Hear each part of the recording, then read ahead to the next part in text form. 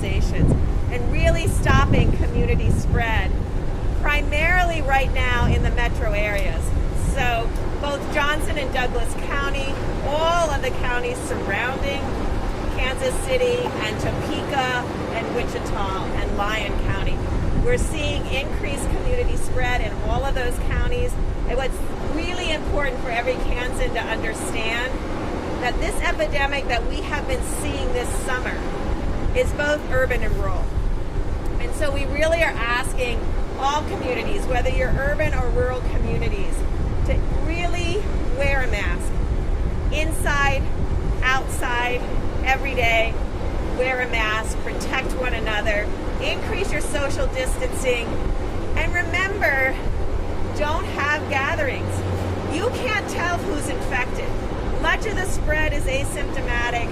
I know we all want to believe our family members could not be positive. They are. And the fact that you can't tell that they're spreading the virus does not mean they're not spreading the virus. So keep your gatherings small. Always be in masks. If you are ever not in a mask, you need to be at least 6 feet apart. That is hard to maintain in family and social gatherings. So it's just best over the next few weeks to really decrease those social gatherings. We talked about the recommendations that we make in the weekly governor's report that goes to the governors each and every time.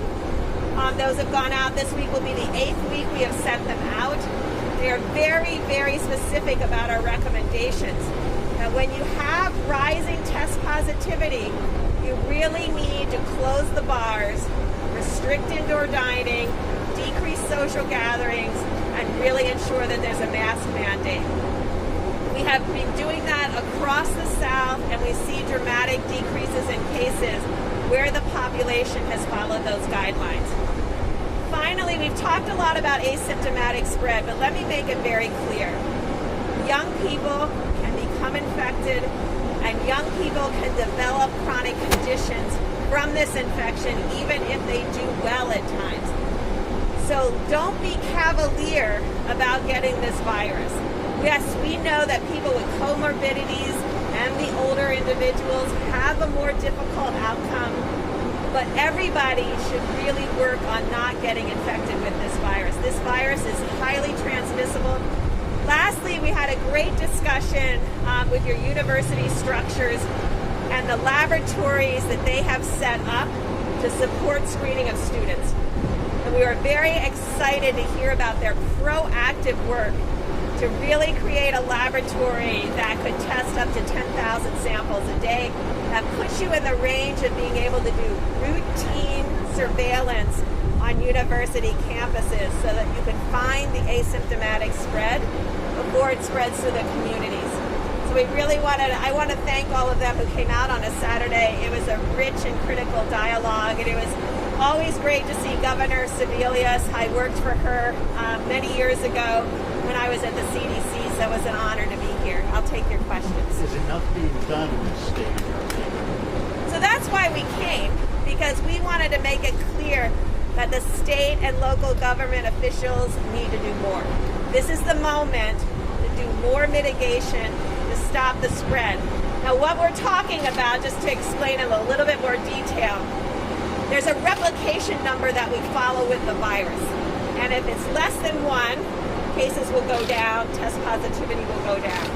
If it's greater than 1, cases will go up, test positivity will go up.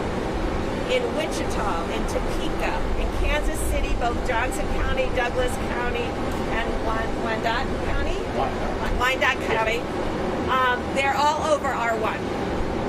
So we wanted, as well as Lyon County. So that's the message we wanted to carry. Now is the moment for every Kansan to do these common sense things. I know they may be inconvenient, but they are common sense. You all have a mask on.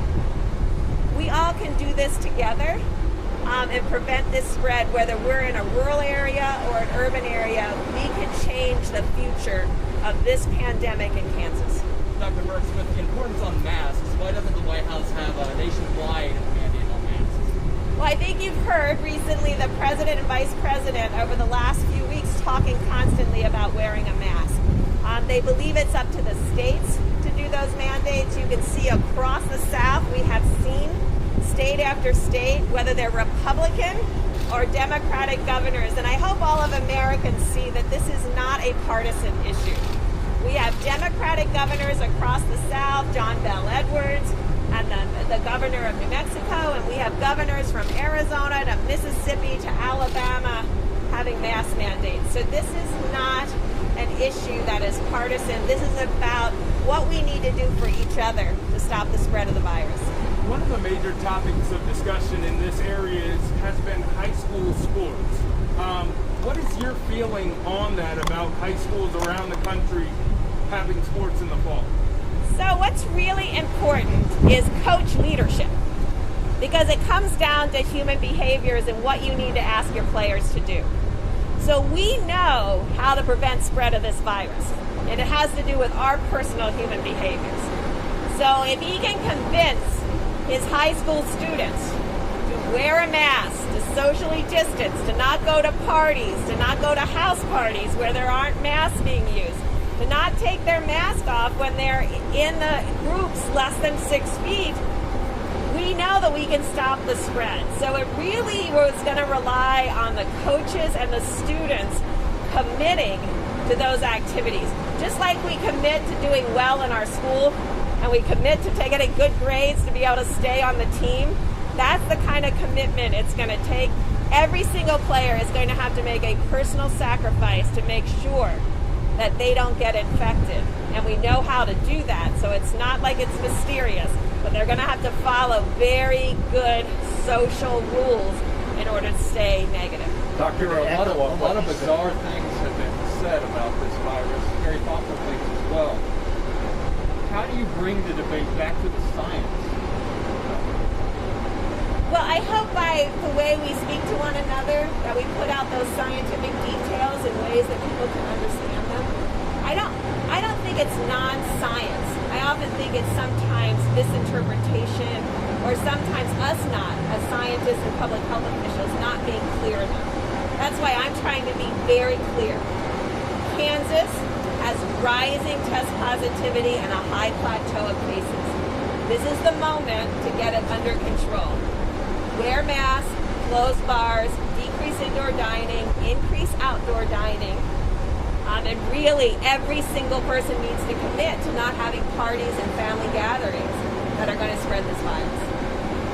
When it comes to schools, what are you recommending in terms of virtual versus in-person?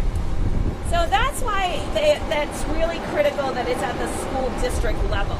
And each school district should be working with their public health officials, because there are counties in Kansas right now with very few cases and very low test positivity.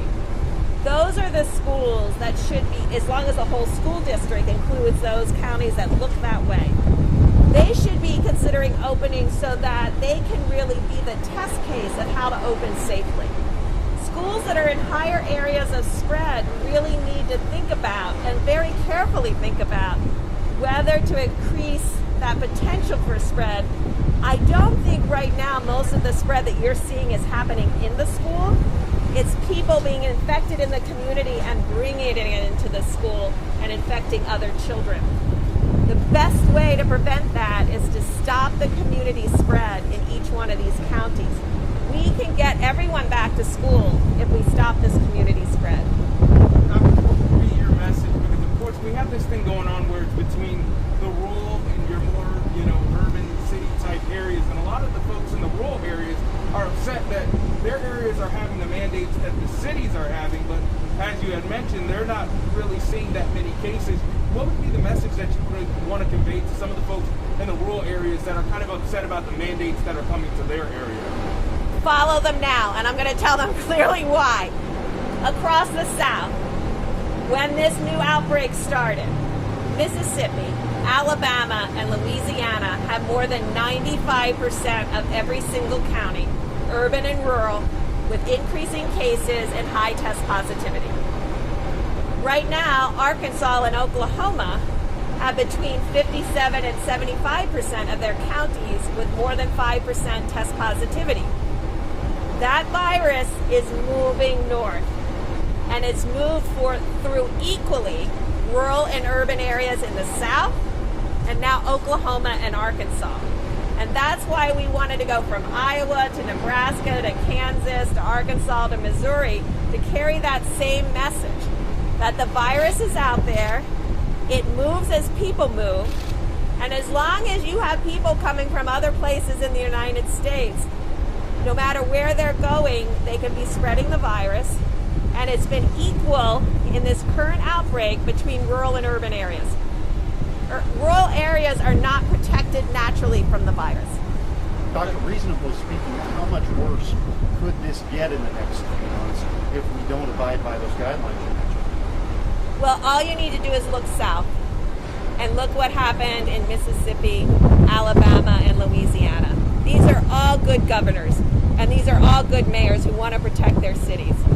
But the level of asymptomatic spread that occurred before people started to be hospitalized was so widespread into rural communities, into urban communities, and their hospitals in these rural communities quickly were full.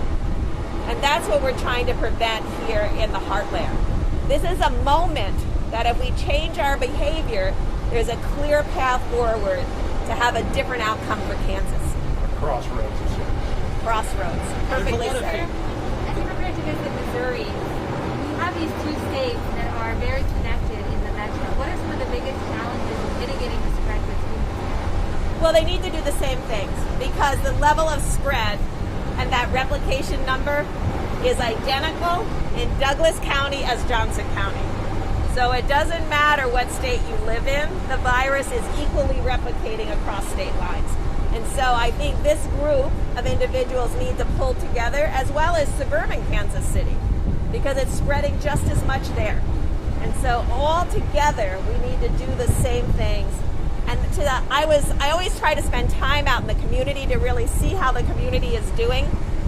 The community members are good about wearing masks inside. I did not see mask use outside, and I saw a lot of people under 6 feet. So just because I look well doesn't mean I couldn't have the virus. And so just by looking at someone, you can't tell. So we all need to wear masks to protect each other. There's a lot of phase 3 vaccine trials going on right now. Is there any, from your perspective, that you think is doing a pretty good job right now? What realistically do we have a vaccine for them? So that's a great question about vaccines. And what's important for the American people to know, 2 things. One, we have great pharmaceutical companies and biotech companies in the United States who, with the NIH, rushed forward to really create the best vaccines across what's important, 3 different kinds of approaches. And there's 2 in each of those different kinds of approaches. And they're going into, as you described, phase 3 trials. And so those trials are enrolling, and we just have to see how well and quickly they enroll, because I know that the FDA and this administration are not going to take shortcuts in approval. So we're just really watching the enrollments. We have control over enrollment. That is volunteers coming forward to agree to get the vaccine.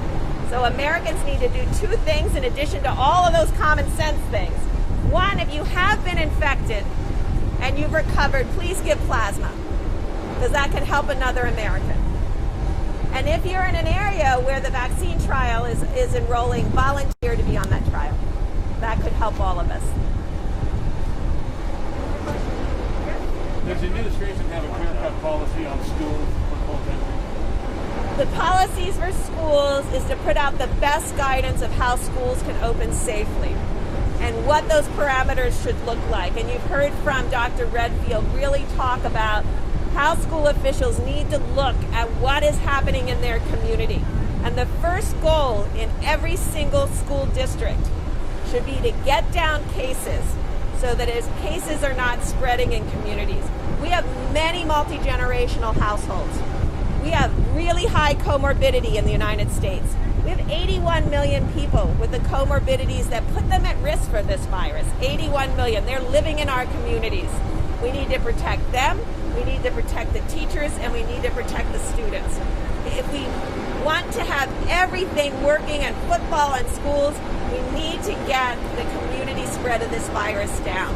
And it's a path forward, common sense what we're asking Americans to do, and we have control over changing our future, which gives me great hope, because I did see Americans with masks on inside.